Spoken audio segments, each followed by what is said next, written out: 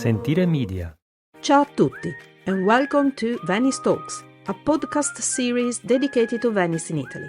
I'm your host, Monica Cesarato, a Venetian food and travel blogger. Join me as I share my insider knowledge to help you explore Venice at 360 degrees. In this weekly podcast, we'll dive into the heart of a city, uncovering hidden stories and connecting with the people who make Venice unique. The artisans, the writers, the fashion designers, the bloggers, the journalists, and more. Let's break free from cliché and discover the true essence of Venice, not just the monuments, but the vibrant people, the Venetians. Experience Venice the right sustainable way. You can find me on my blog at www.monicacesarato.com and across all social media platforms. Enjoy the episode and let's journey through Venice together. Venice Talks wants to hear from you. What's your best impression of Venice? Share the one thing you love the most about this magical city. Send me a short audio, no longer than 2 minutes, either via WhatsApp or email at info@monicacesarato.com, and I'll feature your voice in an upcoming episode of Venice Talks. This season, we're starting with the wonderful Sheila Bauer. At the end of this audio, though, sit back and enjoy our latest episode. Hi, Monica. You've asked me to share with you a little bit about what I love about Venice in 2 minutes, which is almost impossible, but I'll give it a try. The first time I saw Venice, like a lot of people, I was completely awestruck. Walking down from the bus and seeing the Grand Canal spread out in front of me, I couldn't believe that there was a city that was that beautiful. Over the many times I've been there, I've fallen more and more in love with it. My favorite thing to do is to just walk. I love to take the Vaporetto somewhere I haven't been before. Just get out and start walking. I love to look at all the buildings around me. The history is incredible and so fascinating. I love just walking into the churches, the smell of incense, how quiet it is. And I love that about Venice, how incredibly quiet it is. There's no cars, so you just, you hear the motorboats a bit. You hear people talking. I love the food. I love walking into different baccaros and having cicchetti. I love how serene Venice is to me. I love it at night, walking down the small calles and seeing little bridges crossing over the canals. But most of all, I just love the people I've met and the friends I've made there. And I hope to keep coming back to Venice every year, as long as I can keep walking. I feel very alive there, and I feel very peaceful. And if you've never been to Venice, I can tell you that pictures do not do it justice. You have to be there and immerse yourself in it. And anyway, thank you, Monica, and I'll talk to you later. Bye. Welcome back to Venice Talks, Season 3, Episode 1. Hi everybody and welcome back to Season 3 of Venice Talks. Today I'm so happy because I got a very, very, very special person. I know he's really, really busy, but finally I have Simone Venturini from Comune di Venezia, the Councillor for Social Cohesion, Residence Policies, Economic Development, Work, and biggest of all, tourism. Ciao Simone, how are you? Ciao Monica, hello, hi. I'm so happy finally to have somebody from the Comune speaking to us. Here we are. Nice. I'm sorry, I'm very happy. Took me 3 seasons, but finally we got there. Right, first of all, I need to ask you something before we start with the questions. You became councillor so young. Yeah. You were only 22 when you became a councillor of Venice? 22 when I was first appointed as a councilman, elected councilman in the city council, and in 27 when I started to being a deputy mayor and a councillor for social cohesion, work, industrial development. And then in 2020, I was appointed to tourism too. So yeah. Wow. You started so young. And thank God, because you need the energy to do all of this. Yeah, I lost my best years when I could do something different, travel, see the world. have fun. But listen, from somebody that did exactly the same as in started very young doing things and never had time, and I'm traveling now. It's okay. Pros and cons, pros and cons. Don't worry about it. Anyway, Yeah. let's start talking about Venice. So let's start with the first question. We all know that Venice has a very rich and diverse history. How do you see social cohesion evolving in a city that thrives on a mix of locals and visitors? Yeah, it's quite challenging Eh, because Venice is, as other cities around Europe, is suffering the situation created with some issues linked mhm, to tourism, but mhm, even to situation linked to the changing of the way of life, of way of course, work. So of right course. now, the historical center in Europe are suffering Mhm, because the jobs, the office jobs are outside the city. So you mhm, need to commute. mhm, Commuting from the center of the city to the near neighborhood can be difficult. The cost of life in the city center is mm, higher than outside. So mhm, we need to balance this situation. Of course, the most important function are inside the city, mhm, but it's difficult for the people who works in the city to live in a city. It's the same mm. for Milan, for London, Of for course. Venice, for Florence. You know, Mhm. in Venice, you have an additional problem because you have, of course, transportation issues Oh, yeah, of course. Only on water. a side, Oh and gosh. it's complex to, of course, live in a city without car on Mhm. one end, but on the other end, you can say you have a high way of life in Venice. Yes. Just because you have not the cars, the traffic, the Mhm. pollution, you can just walk around. There is Mhm. a strong community sense inside Venice. So Mm. you have pro and cons, of course, Mhm. but I think that we need to strengthen the pros, and we need to tackle the issues that we are not able to tackle right now. Mhm. And you actually live in Venice now, don't you? Yeah, since 2023. Yeah, so it's Oh, my okay. So third how was years it? in How was as a countryside? Because of course, for Venetians, anything over the bridge is countryside. yeah. My So wife tell me this every day. so how was he actually moving into Venice? I mean, like I love Venice and I love working in Venice, but to be honest with you, I cannot do without my car.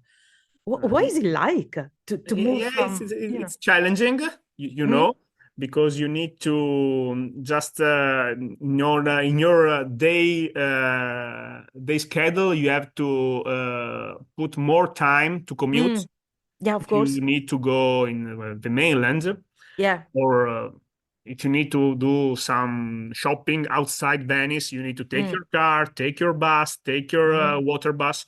But on the other hand, when you came back from the day in office, you just walk around and it's quite restoring. So of course, living in Venice is challenging from some point of view, but it's inspiring too. mm, You have some quiet situation mhm, during the evening, walking around the night, mm, have cicchetti, a spritz, and take a walk. Of course, mm.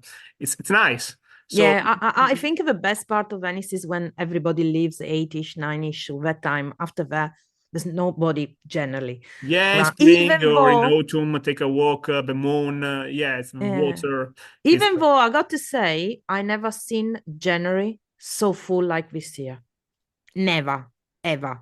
I mean, I was walking around last night. It was about 9 o'clock, and Strada Nuova was still full of people. I never remember Strada Nuova is it's the main artery, so See, but not in January, not in January and at 9 o'clock. Come on. It is this year is really, I think, more people around. But I think in general, I I was think speaking that to we are still people. living the post-COVID Mm, rebounds. yeah. People want to travel and travel everywhere. Strong dollar make Americans travel more, and Americans are very important for us because they Of can course. are a good quality tourism. They stay more time in the city. Yeah. They go into restaurant. They stay in hotels. So it's a very important segment of business. And people want to travel. This is the trend, worldwide trend. You need to deal with that. You need to take the good things that comes with this new trend and try to balance different the peak during the season and avoid an overcrowded city. It's not easy, but we are trying to do it. Well, since we're talking about tourism, I wanted to keep it for later, but let's go right straight into it. Sustainable tourism, this word that it got to the point that is so hot right now that I don't like it anymore.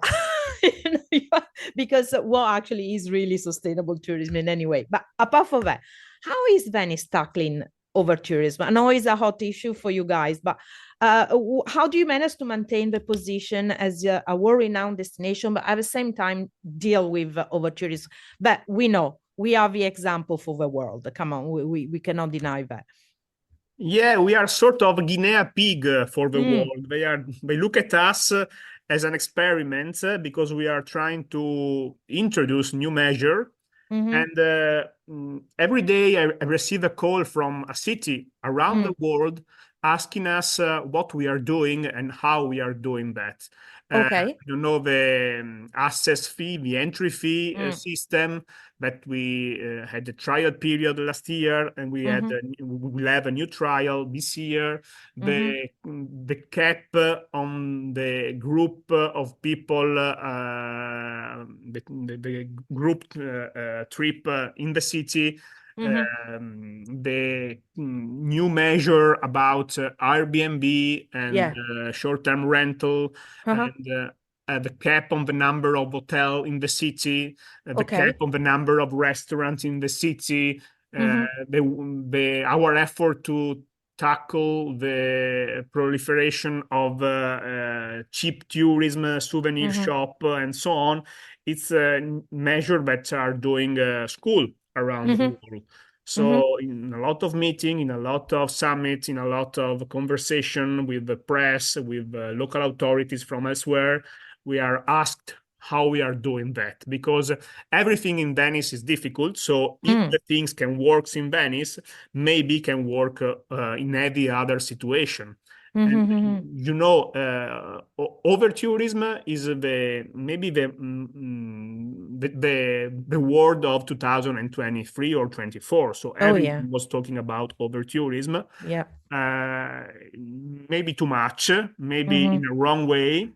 But every city from Kyoto to Charleston to Amsterdam to London to Barcelona are trying to deal with too much success. So a lot of people are struggling because of their beauty and their success in the dream of people. So people want to travel there, and everyone in the world want to visit Venice or Barcelona or Paris once in a life. Of course. You need to deal with that, and you have not a magical stick, so it's impossible to solve all the problem with a switch or a button, or just saying that I want to solve every problem. You need to make it step by step. Even with not friendly legislation from the national level, because the cities in Italy don't have many powers to deal with the problem linked to the tourism. So, retail, traffic circulation, Airbnb regulation, and other kind of issues need national law to be tackled. And so a lot of so cities you don't have struggling. as a local authority, you can only apply so many rules, but then at the end of the day, if there isn't a national law that controls it, there's nothing you can do about it. Yeah, we cannot just say, I want to stop this kind of thing, because a judge can say to me, why you did that? You cannot do that because the national laws allow us to do this kind of thing. Of course. I think on the retail sector, the liberalization about 20 years ago Yeah. made possible to open what you want, whatever way, when you want, where you want. Yeah, You yeah. can sell everything. And So you can every be city, anybody. You don't even need to have any qualification right now. I mean, in yeah, the of old days, course. if you wanted to open a certain type of shop, you had to be a certain type of professional and, prove it. And you Now, need special permits from the of course, city to do that. Right now, no, you don't of course. And need this this is kind something of. that you feel Venice really miss, doesn't it? Not Because, only Venice, every touristic city in Italy, yeah, yeah, of because course. without this power, the city can only try to slow down the situation, but not to stop it. Mhm. Listen, you were mentioning some a cap that you wanted to put on Airbnb. So what I followed it, but not that much. What actually was done? I know it was done a few months ago. You took some steps in Venice about the Airbnb. What did Venice do? We put a cap on the number of hotel in Mm-hmm. 2000 and, Yeah, also because I think 2016, there's already a lot, 2017. isn't there? There's a Yeah, lot. because Anyway. there was it was possible for a people who own a palace Mm-hmm. to automatically transform the palace into hotel without any new permits from the city. Oh, I So, didn't know this. before 2016, Ah, a lot of palaces became hotels okay, using this kind of system. In okay, 2016, we put a stop to this kind of situation, and okay. we just authorize the hotels the new hotels not in the five stars hotels in the former chambers of commerce, Okay. and no more. Okay. On the other end, we have the Airbnb Problem. situation that Yep. started in 2012, It 2013, but just got very out of slow. hand. It just got out of hand. Just And got then out of hand. it exploded Yeah. everywhere in the world. And we are discussing right now a new regulation in the city council to stop the new openings of Mm. Airbnb in the city, to stop the number as we are right now, to introduce new standard of quality for Mm-hmm. the existent rental. So Mm. to But Simone, before Airbnb came along in Venice, I remember there were people renting apartments, there were people renting rooms, but there was the law, I think it was a law, where you had to have it like a minimum of like 7 days. So, of course, if people wanted to stay less than 7 days, they were forced to go to a hotel. That I think is the way it should be. Okay. Why can't we put something like that back in place? because a city to do that will need a national law. Because Ah, national law, same, in always the same general problem. way, allow us, all the people owning an apartment, to do whatever they want. So Okay, if a city just say, you cannot do that in my city, the administrative judge will okay, condemn the city okay. and just cancel the rule because it's Mm. against the national law. So Okay, the got you now. city are not a state city in Yeah, Italy. yeah.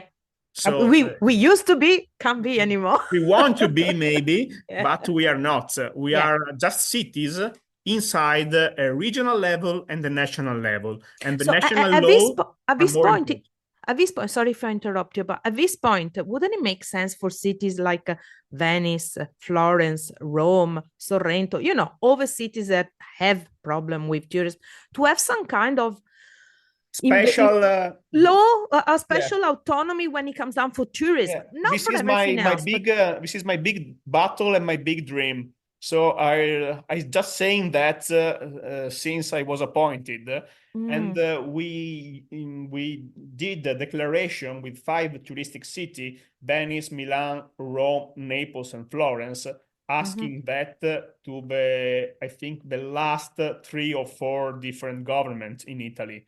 So mm, there is a platform mhm, with these cities asking for special power to deal with with special tourism, issues that only the touristic city of can course, have.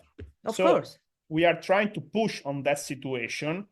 And in Venice is even more difficult because, we are a city on the water. Of So course. even to deal with the local traffic Oh my and the God. speed control system Oh la and la. the wave system and the circulation around the canal, Oh my God, don't tell me about that. we Because need while I was special law. filming the documentaries, I was like trying to explain to the crews, no, we cannot go there. Why not? Yeah, We're not allowed to. And we it need was, special law. I know, Even to control the speed limits, I we are know. waiting since 2000 and I think 15, 16, an Wow. authorization to use the normal system to automatically control the speed in the canal that we Uh-huh. are commonly use in the normal street around Italy. We Of need a course. special system to do that in Venice. But to do that, we need a special authority for the special system Mamma from the mia. minister Oh that la just la. arrived 2 months ago. So right now, Oh, after 10 years of fighting,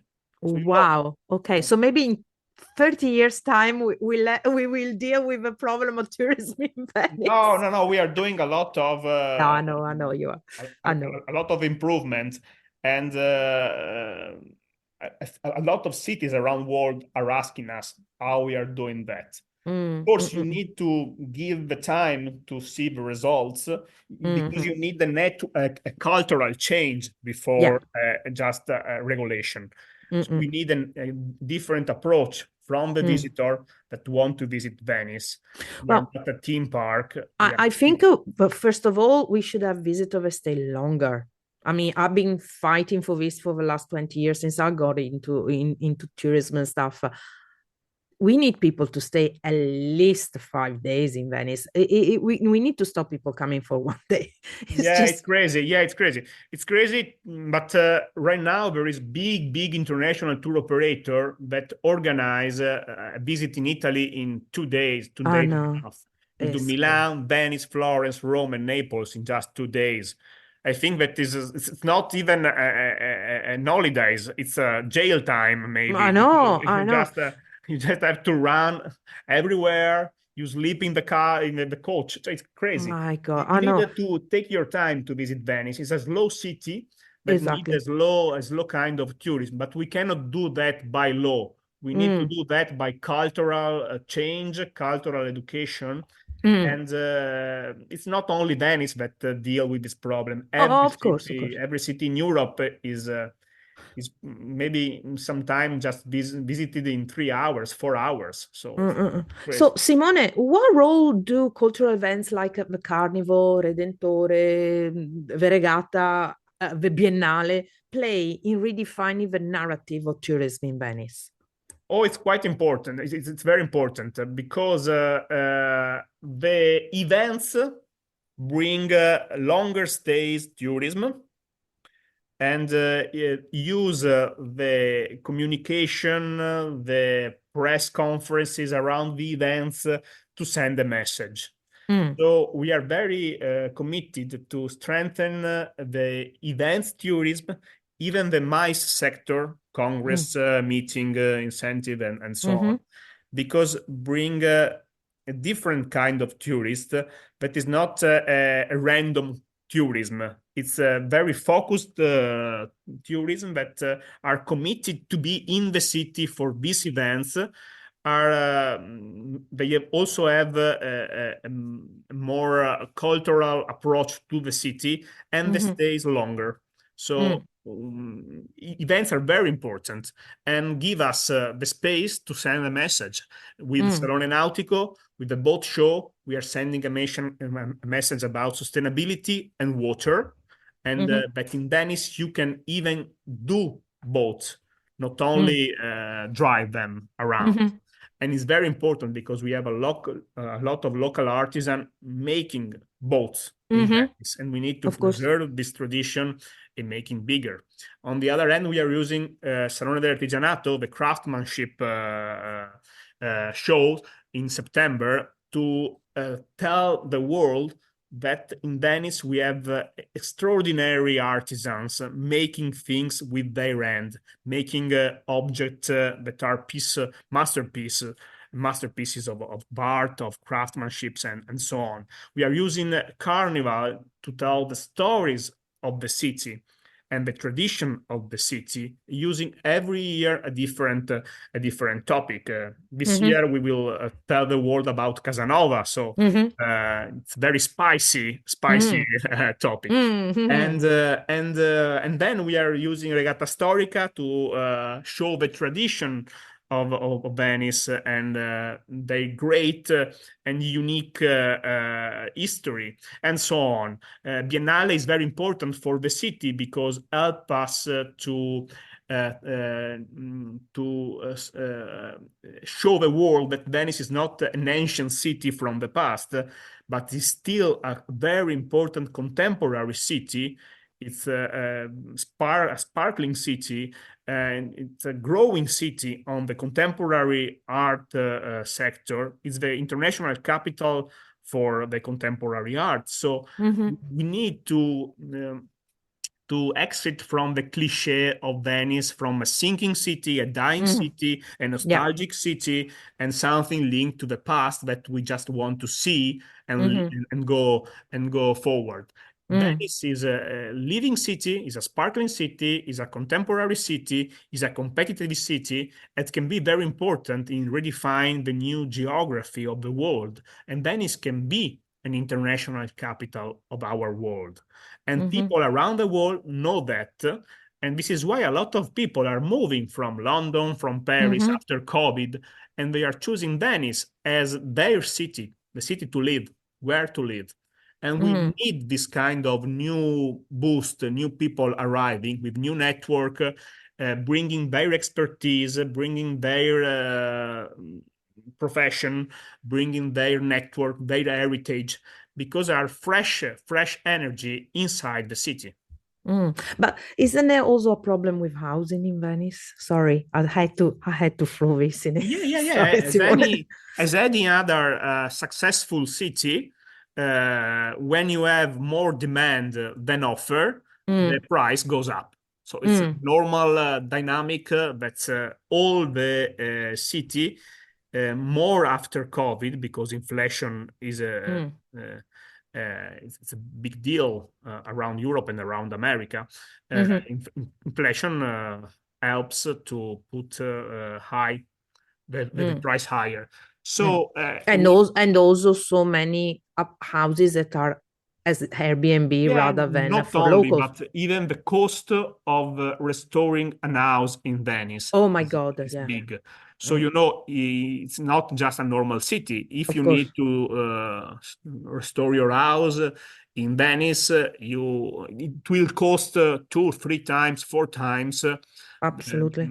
as any other different city. So if you are an owner, and you need to just invest a lot of money to restore your house, it's normal that you don't want to just give it for free Of or give course. it for very, very low rent, but you need high rent to have a return of your investment. You are not doing charity. So a But at lot the of same people, time, we need the people to go back to live into Venice rather yeah, than at the losing same time, we need that. citizen all So the it's very time. important to just have the new resources in special law. Once upon a time, the national government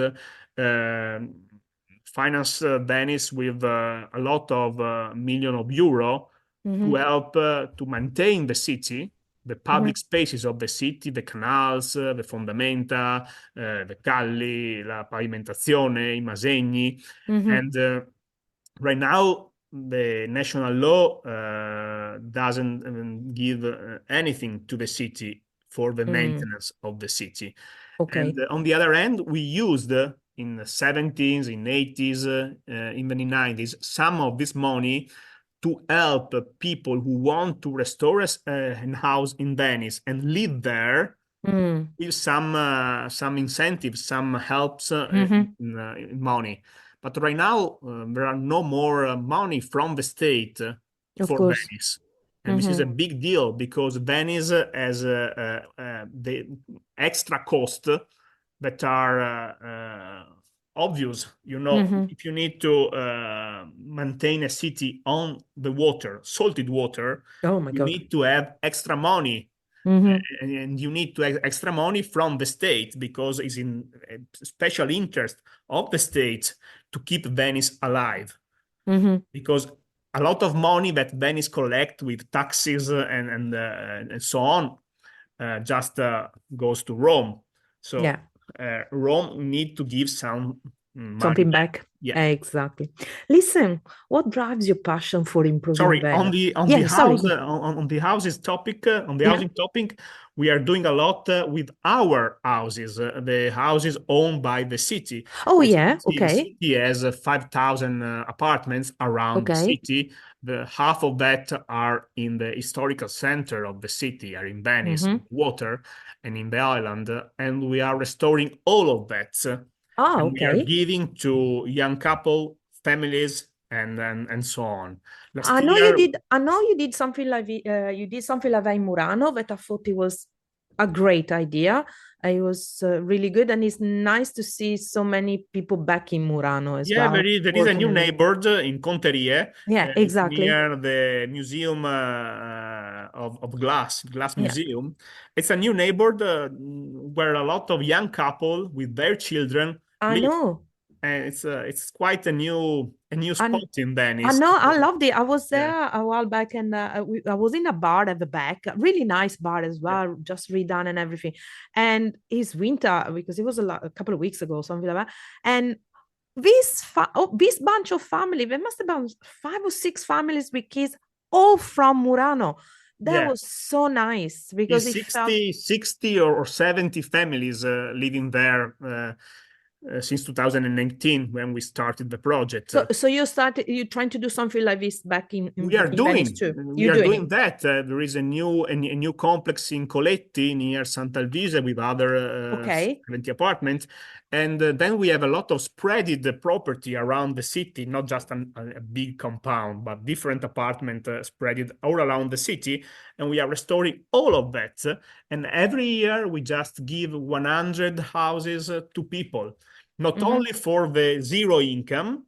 Of course, we Okay. have also houses for zero income, but we are Okay. trying to focus even with middle class, because Mm. middle class people who has a normal job with normal income Mm-hmm. need to stay in the city. We Of need to course. preserve the exodus of middle class from Of the city course. center. And we are doing that since 2018. And we are doing that with some success because every year 100 people, 100 families just stays in Venice Okay. or arrives in Venice to live here and make Uh-huh. family here. And these people will need services, will need shops, will need an whole economical system that slowly, unfortunately, because of Airbnb was I put the word on was declining in a way because doctors were going, shops were closing. But So doctors are missing all around Italy right now because I it's know, a big problem. I But I know. think that in this storytelling is not true at 100%. We have services in Venice. We have schools, a lot of public schools, public Hmm. kindergarten. We have a lot of public library. So we have the services. We have more services than the majority of the city in Italy. So Mm. the services, of course, if you need a big supermarket when you can do big shopping, But Venice doesn't have a space for it yeah, we have anyway, not the so okay. space. Yeah, so you need to deal with maybe local small supermarkets, Hmm. but you live in Venice, so it's special, Mm. special, Well, I and think you need more local shops. That's what needs to come back into Venice. The local shops. That's local what's groceries. Yeah, yeah, local. maybe, The but grocer, the grocery are going. tailors. Are disappearing around every city right now because we are changing our way of life. I People know. just have the time to go to the supermarket and want to find everything in the supermarket. So once upon a time, 20 years ago, 10 years ago, people had the time to to go to the market, to go to a fisherman, to go to the groceries, to go to buy the fruit, the vegetables in different spot around the city. Right now, everyone works, men, Yeah, women in a family, because you need two income of to course. afford to live in our moment in our time right Yeah, now. of course. So there is no time in some ways to buy all around the city and doing every Of day course. the local shops. So people are just switching to buy everything in one-stop shop, and it's the supermarket, of course. So Yeah, of course. people are changing their attitudes. So Mm. Yeah, that's a bit sad. Listen, how do you envision Venice in 10 years? I think that Venice will be even more an international capital. Mm-hmm. And people from outside Italy are understanding that more than Italians people. Mm-hmm. So Americans, British, French, Asians as well. Asians, they are they are very interested in what happened in Venice, and Mm-hmm. Biennale is doing a great job on that Mm-hmm. because they are helping us to boost this concept, this storytelling, and Mm-hmm. I think maybe the world is telling is just thinking how we can save Venice. But Mm. in some way, I think that Venice can save the world.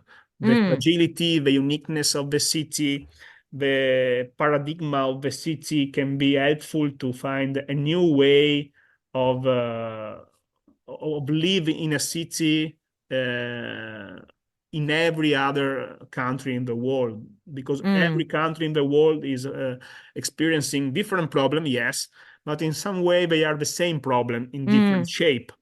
So Mm-hmm. if we find a solution for the problem of Venice, we can find a solution for the problem of the world. I think I agree on this. Probably what's happening with Venice is because it's so small and it's so unique. What's happening all over the world is happening here, but here is highlighted in a way. You know, it can be seen more. And we don't realize that sometimes, it's not just Venice that suffer No, it's true. from the Even Venice is not. communities breaking up and stuff like that. It's everywhere. Yeah, but People. Venice is every time on a loudspeaker. So Yeah, everything that happens in under the Venice lens, under the just lens. bounce around the world in 1 minute. Yeah, and So sometimes everything, yeah. sometimes fake news as well, because I still remember years ago. I don't know if you remember. Do you remember when there was going around the fake news about you guys wanted to put a ban on trolleys? Yeah, yeah, yeah. And I remember somebody actually contacting me, some guy or something, contacting me, asking me if I could contact you, Comune di Venezia, to propose to put wheels that do not make noise on trolleys. Yeah, but we are still receiving press and the mail of people just asking that they want to do something on that, and they propose new company to do that. I know They it's want that the city bans the trolley, other kind. But I even was when we have low tide, a yeah. lot of foreign press ask me what's happening in Venice. We have a dry situation. Venice is without water. It's just normal low tide in I February. know. So Don't like it. I got to say, didn't enjoy when I was going around on a boat because getting off on and off a boat with low tide, I don't yeah, wish it you on need to be a anybody. climber. Yeah. Oh my God. I managed to fall off the boats at least 3 times Yeah. because anyway, Simone, I know you're very busy and thank you so much for talking to us. And I know the Carnival is starting pretty soon Yeah. and it's going to be amazing. I'm pretty sure. Fritelle time. Oh, yeah. I haven't had one yet. So I'm coming this afternoon. I'm ready for it. Okay. Listen, have a great day and thank you again for talking to Ciao, us. Monica. Bye bye. Ciao, ciao, ciao, ciao. Thank you again, Simone and Comune di Venezia, for accepting to talk to us. Thank you again for listening. Venice Talks podcast is a production of Sentire Media, created, produced, and hosted by me, Monica Cesarato. Follow Venice Talks wherever you get your podcast, and if you want to book a food tour or a cooking experience with me, you can find me over at www.monicacesarato.com and on all social medias with the handle @monicacesarato, where you can follow my adventures around Venice. And don't forget, if you love this episode, please rate it and leave a review. It's very much appreciated.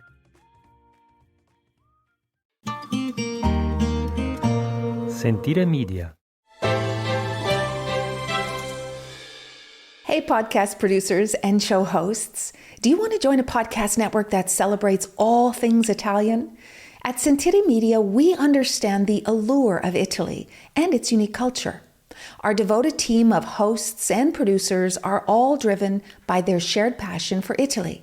And we work tirelessly to create the best lifestyle podcasts and content that will whisk you away to the very heart of Italy. With us, you can savor the mouth-watering flavors, get lost in the stories from the past, break down the cultural barriers, and truly immerse yourself in the vibrant traditions of this intoxicating country. If you have a great podcast idea or are already in production and would like to join Sentire Media, head over to sentiremedia.com, that's SENTIRE media.com, and find out how to submit your show.